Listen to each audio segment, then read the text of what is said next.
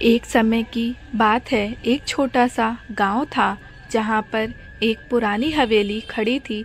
इस हवेली में एक अजीबोगरीब माहौल था जिसे लोग चुड़ैल के होने का कहकर डर से भाग जाते थे। गांव के लोगों में एक कहानी घूमती थी जिसे सुनकर हर कोई कांप उठता था।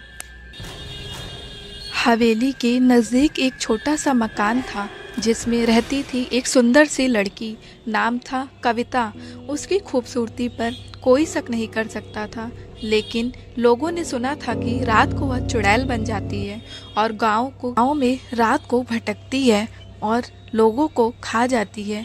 कविता खुद ये सुनकर हैरान रहती थी, क्योंकि उसने खुद कभी ऐसा कुछ महसूस नहीं किया था। एक दिन एक युवा लड़का अर्जुन गांव में आया। अर्जुन ने सुना था कि इस गांव में कुछ अजीब है, लेकिन उसने इस पर ध्यान नहीं दिया। वह अपने दोस्तों के साथ मस्तियां करता था, जबकि गांव वाले चुपके से उसे देखते रहते थे। रात के समय जब सब सो गए, अर्जुन ने महसूस किया कि कुछ अनहोनी हो रही है। वो हवेली की तरफ बढ़ा जहां कविता रहती थी। हवेली के अंदर कुछ खौफनाक आवाजें सुनाई देने लगी। अर्जुन ने अपने दोस्तों को बुलाया और साथ में हवेली के अंदर दाखिल हुआ। अंदर जाते ही उन्हें डर का माहौल महसूस हुआ। कविता, जो अब एक भटकती रूह बन गई थी, उनके सामने आ गई।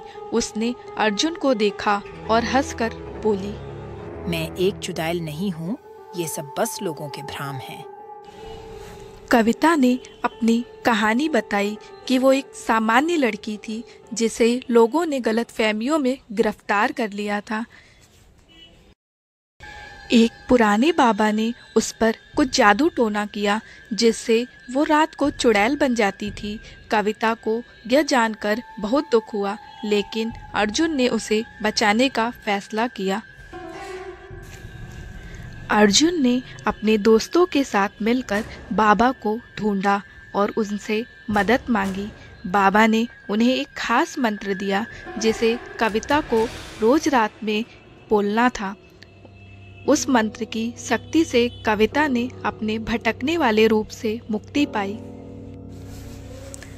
गांव वाले जो पहले कविता से दूर भागते थे, अब उसे समझ गए कि वो मासूम लड़की थी जो गलतफहमियों का शिकार हुई थी। अर्जुन ने सबको बताया कि सच्चाई का पता चलने पर किसी को भी ऐसा नहीं कहना चाहिए जो उनके बारे में नहीं जानते।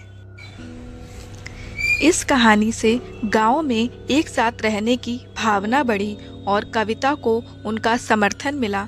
उसने अर्जुन से दोस्ती की और दोनों ने मिलकर गांव को एक नए मोड़ तक पहुंचाया।